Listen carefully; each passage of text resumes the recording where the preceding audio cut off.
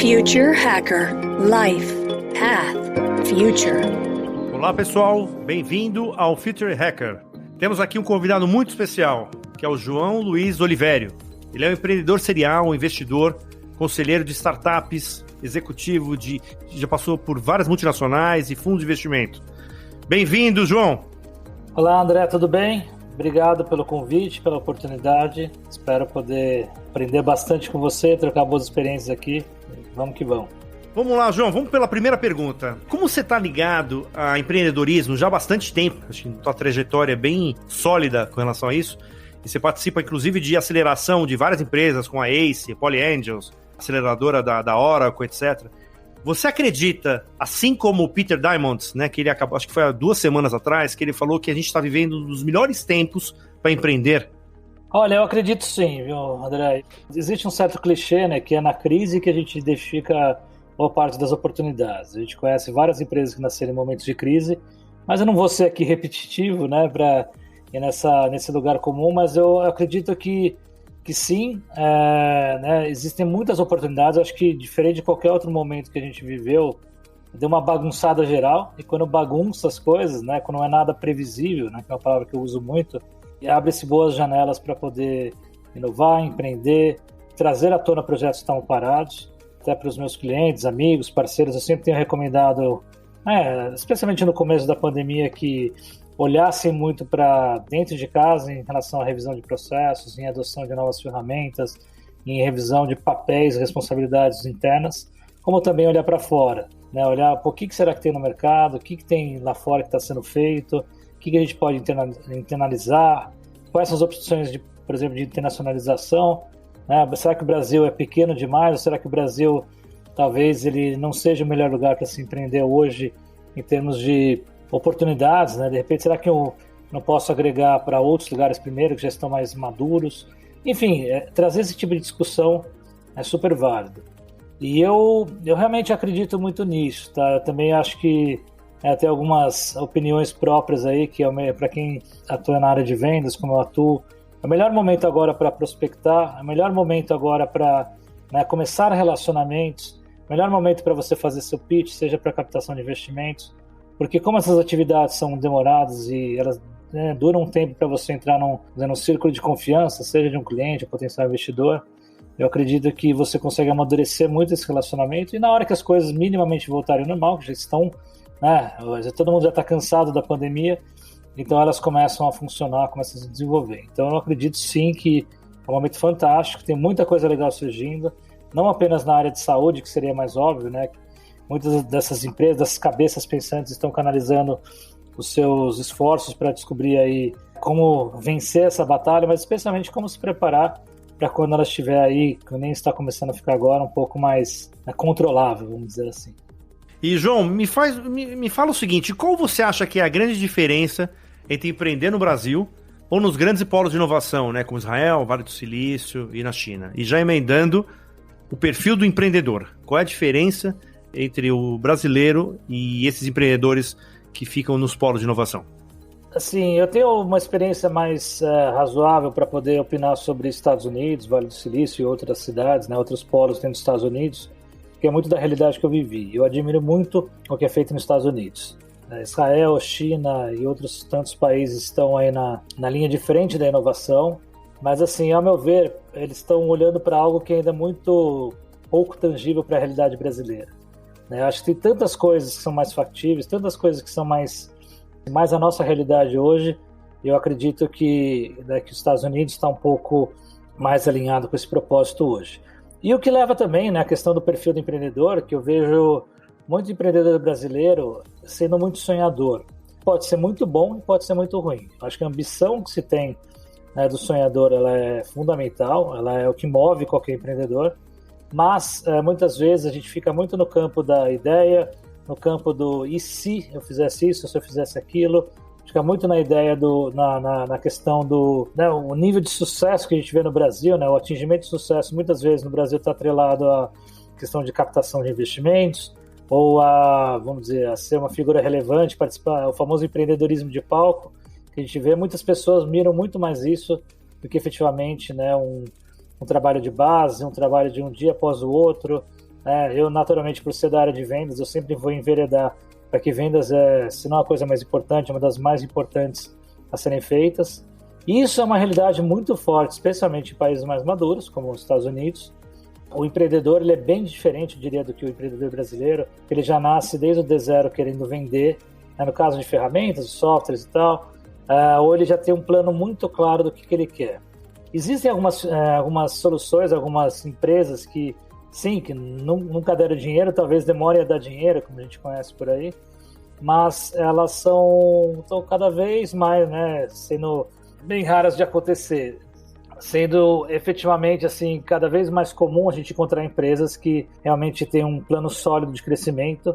E essa visão do empreendedor lá fora, como eu digo, sempre para o pessoal quando converso a respeito disso, é uma questão muito mais de berço, vamos dizer assim, de uma cultura voltada ao empreendedorismo que os Estados Unidos têm, seja através do American Dream, seja que você consegue alcançar aquilo, que você vai batalhar pelo seu futuro, seja quando a gente vê aquelas crianças de 5, 6 anos de idade vendendo suco de limão, limonada, nas barraquinhas, ao longo das ruas. Então isso tudo você está fomentando a cultura do empreendedorismo, seja a cultura também da gorjeta, que tem o fomento de ser aquele primeiro dinheiro, primeiro contato com o merecimento de algo que você está desenvolvendo.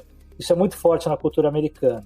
Nos outros países, seja China, Israel, Brasil, tem uma cultura um pouco diferenciada. Eu acredito que aqui no Brasil, especialmente, a gente deveria ter um mix do melhor de cada uma dessas culturas. Eu acho que está melhorando muito.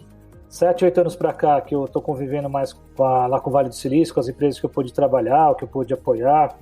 Eu justamente tenho visto que a cultura hoje do Brasil está muito mais pró-vendas, está muito mais pró-geração de receita desde o início e muito menos aquela história sonhadora, no pior sentido da palavra, que a gente via até então. Está um pouco longe, ao meu ver, do ideal. Eu acho que se a gente puder seguir os bons exemplos, se a gente conseguir ter aquela visão, aquela inspiração de algo grandioso que é mudar o mundo, como a gente vê nesses 3 países, mas talvez com um pouco mais de foco e dedicação do que a gente vê, por exemplo, nos Estados Unidos, eu acho que a gente tem tudo para ir longe e acho que a gente está num excelente caminho para isso, mas ainda falta bastante. Eu lembro que eu falei uma vez com um investidor que ele falava assim, que assim, a maioria das startups aqui, eles estão, ao invés de ir atrás de cliente, eles estão atrás de investidor, E deveria ser o contrário, Primeiro consegue cliente, e depois o investidor vai vir atrás. Legal. Exato, tem até aquela máxima, que a gente conhece, que é melhor você ter R$1 de vinda do cliente do que R$1 vindo de investidor, Não precisa abrir, parte do seu cap table, Você não precisa abrir mão daquilo que você está desenvolvendo por conta disso. Eu, obviamente, eu já trabalhei junto a fundos de investimentos, participo de uma série de grupos de aceleradoras, de anjos e tal, e eu acredito que existe um momento certo de você captar, tem que ser meio que a última necessidade que você tem. Hoje em dia é tão mais fácil a gente vender, chegar nas empresas, tem excelentes ferramentas que podem ajudar a acelerar, a gente tem desde o LinkedIn, que você consegue ter acesso a todo mundo, saber quem é quem e tal, até outras ferramentas fantásticas. Então, assim, não há desculpa para a gente não sentar na cadeira, na frente do computador e poder se dedicar a isso. Tem que ter muita resiliência, paciência, mas como você tem processo e foco, funciona, que é uma maravilha. João, vamos dar um pulo agora para um futuro próximo. Vamos lá, daqui a 10 anos. Qual a tua visão do mercado corporativo? Assim, você acredita que ainda vai ser regido por grandes enterprises, nas Apples da vida, Amazon, etc., ou que ele pode ser um mercado mais pulverizado e descentralizado, regidos pelo blockchain, por exemplo? O que você acredita como visão? Excelente. Eu seja um pouco, nesse aspecto, um pouco mais conservador do que a maioria, Eu não acredito que vá mudar tanto assim em relação ao mundo corporativo como a gente vê hoje, mas obviamente, a gente já está vendo esse movimento, as startups estão cada vez mais tomando conta, de muitos espaços que estavam ou mal ocupados ou desocupados, é muita coisa que nem existia. Muita coisa que não existe hoje vai existir daqui a alguns anos, algumas serão aposentadas naturalmente. Para mim, o grande trunfo que a gente vai ver vai ser relacionado às corporates, que souberem trabalhar bem com as startups, e as startups souberem trabalhar bem com as corporates. Eu não vejo um ou outro, eu não vejo apenas, vamos dizer assim, um certo e um errado. Eu acho que trabalhando em conjunto as coisas vão funcionar muito bem. Eu acho que no Brasil a gente está muito bem posicionado nessa questão. Eu tenho falado com muitas empresas que trabalham a questão da Open Innovation, né? Ainda é um caminho, né, longo a ser trilhado, mas eu já vejo uma disposição hoje muito interessante que eu não vi há alguns anos. Vou dar um exemplo. Quando eu estava na Zendesk, por exemplo, né, é uma empresa que já nos Estados Unidos já estava um pouco mais consolidada, isso estou falando de 2013 a 2015. O Zendesk, para quem não conhece, é um software de atendimento ao cliente na nuvem, e em 2014 abriu o capital. No Brasil ainda poucos conheciam, apesar de já ter bastante cliente, né, na área de startups era muito forte. Mas na área corporativa, por exemplo, o que acontecia? Vamos dizer que a Zendesk custasse 10 vezes menos do que um competidor de tecnologia tradicional, sem citar nomes aqui, e era um produto inferior, um pouco mais defasado, muitas vezes on-premise, quando a gente está falando de nuvem estava em alta, né? Estava começando uma grande febre que já se consolidou. E eu via, por exemplo, as pessoas com medo de quererem trocar uma solução por uma solução mais, entre aspas, desconhecida. E hoje é o contrário, hoje já mudou.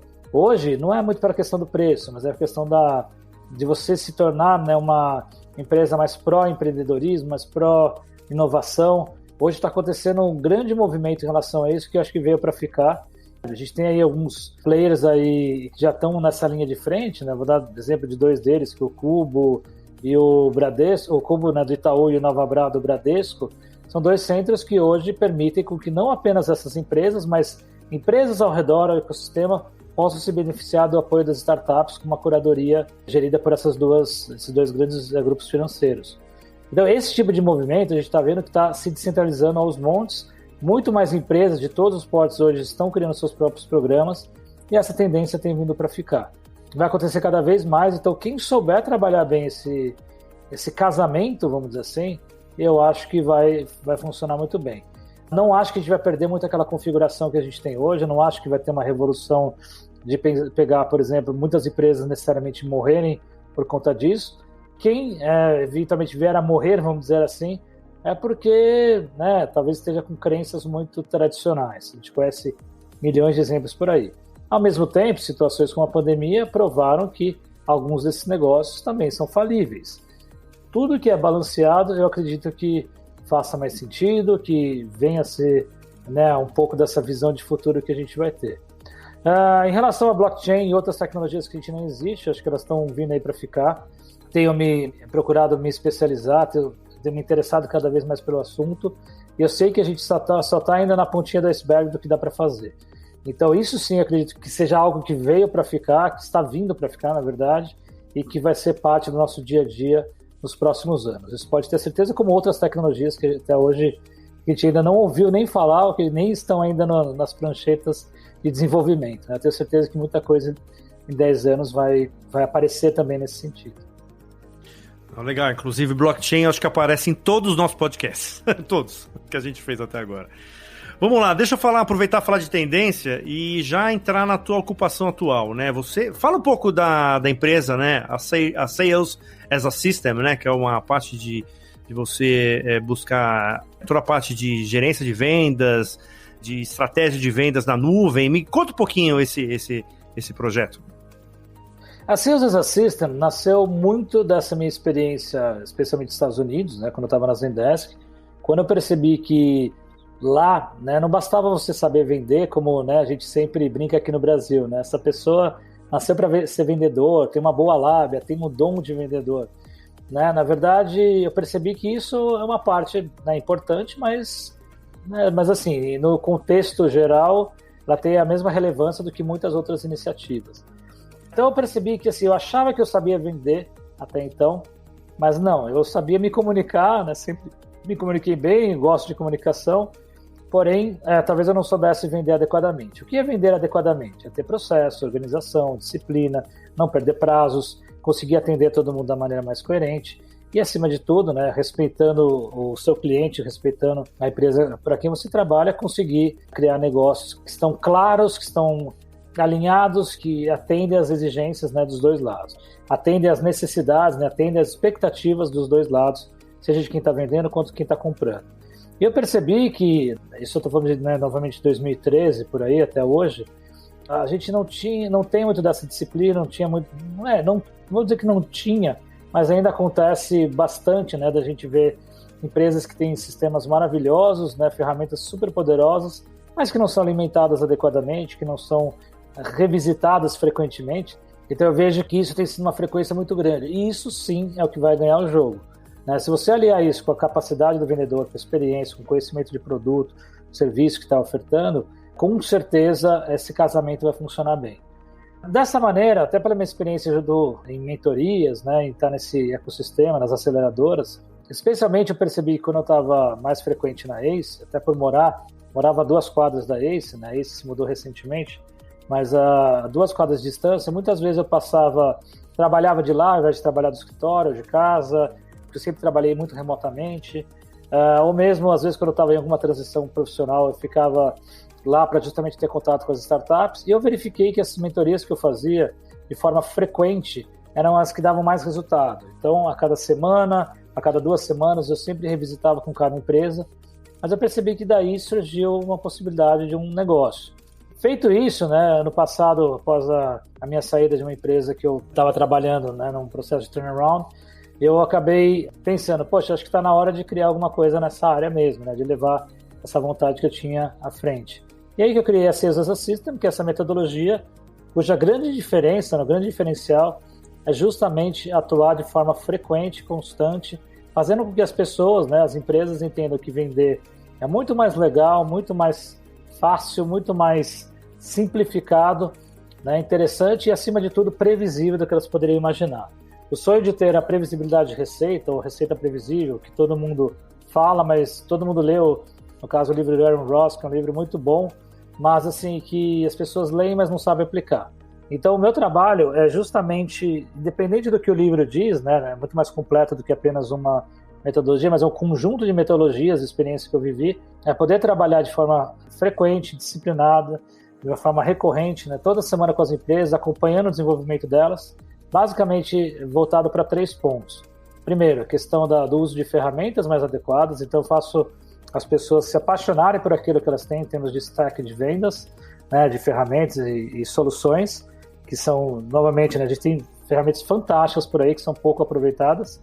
A segunda etapa, que eu chamo de Sales VP as a Service, eu atuo como se eu fosse um diretor, um VP da empresa, trazendo toda a cadência, toda aquela parte de batida de bumbo, né, como a gente fala, de fazendo as coisas acontecer, forecasting e tudo mais, para dentro da empresa, para a realidade dela, que é algo ainda pouco comum na realidade das empresas brasileiras, especialmente algumas startups mais novas que não tiveram essa experiência. E a terceira parte é muito voltada para as dores, né, e para as necessidades, né, do dia a dia que não estão listados nesses 2 pontos. Então, desde criar estratégias para prospecção, para inbound, seja estratégias para até mesmo, né, a parte da comunicação, roleplay, simulações para o dia a dia, tudo isso que é voltado para a vida de um vendedor, um gestor de vendas, acaba atacando. E eu fico muito orgulhoso de ver que nesse primeiro ano de vida já foram um pouco mais de 50 empresas que eu acompanhei semanalmente, horário marcado, bonitinho. Grande parte delas deu muito resultado. Algumas, naturalmente, né, a gente depende também da aplicação das iniciativas, né? A gente também não consegue ser perfeito, podendo atacar com cada uma delas, cada conexão comigo diretamente, né? Todas as reuniões são diretamente comigo. Está funcionando muito bem e acho que é um conceito que veio para ficar também. Eu ouso dizer que a pandemia deve ter acelerado, inclusive, a maturidade, né, desse tipo de mercado, né? Quer dizer, né, desse tipo de serviço. As pessoas estão recorrendo, né, a expertises fora, né, das suas áreas aqui. João, a gente está chegando ao final aqui. Queria agradecer a sua participação, essa generosidade aqui de nos dar essa entrevista. E fique à vontade aqui, quando quiser voltar. Quer deixar uma última palavra? Obrigado, André. Eu agradeço imensamente. Eu acho que acho que minha palavra, acima de tudo, o recado que eu gostaria de deixar é: vamos pensar grande, vamos pensar no futuro, vamos pensar no que nos reserva, né, os próximos passos, mas, assim, acima de tudo, atuar no dia a dia, um dia após o outro. Hoje em dia, literalmente, a gente está vivendo um dia igual ao outro, praticamente, mas, assim, quem souber sobreviver bem a isso, quem souber, né, ter essa resiliência, com certeza vai se tornar vencedor, né? Eu acho que na área de vendas, é que eu falo, se você quer ter resultados para o dia seguinte, para a semana seguinte, para o mês seguinte, olha, ou você investe milhões aí no Google, né, em advertising, alguma coisa do tipo, e olhe lá também, provavelmente você não vai estar preparado para absorver tudo isso, ou se não, entenda que é um dia após o outro. Eu mesmo, né, fico até complementando a sua última comentário, eu mesmo desenvolvi esse negócio ano passado, pensando em poder trabalhar de onde eu quisesse, a hora que eu quisesse, né, que eu desenvolvesse meus próprios horários e que eu não tivesse funcionário. A pandemia, nesse aspecto, só veio me ajudar, né, porque me permite estar hoje, né, vivendo provisoriamente no interior de São Paulo, podendo controlar meus horários, ficar perto da minha família, aproveitar alguns dias bonitos que tem feito por aí. E, acima de tudo, extremamente focado. Acho que as ferramentas que a gente tem hoje de comunicação são excelentes, que permitem isso daí. E a gente viu que muitos daqueles paradigmas que a gente tinha estão sendo quebrados, né? Eu sempre brinco, né? Sempre que eu participo de painéis, palestras, quando pede para apresentar, para falar, eu sempre falava que o vendedor tem que estar no escritório e não na rua. E eu acho que hoje, né, de certa forma, meio que sem querer, não era esse objetivo, mas agora, mais do que nunca, isso tá, acho que é uma verdade, né, que está acontecendo. Sempre preguei isso e agora estou vendo que faz sentido. Então, focando em vendas, tendo disciplina, tendo resiliência, né? Você vai tomar muito não por aí, mas com certeza, um dia após o outro, é a melhor maneira da gente conseguir curar os problemas e se desenvolver cada vez mais, né? Então esse é o meu recado, né? Um dia após o outro. Fechado, Luiz. Obrigado, pessoal. Valeu. Future Hacker. Life. Path. Future.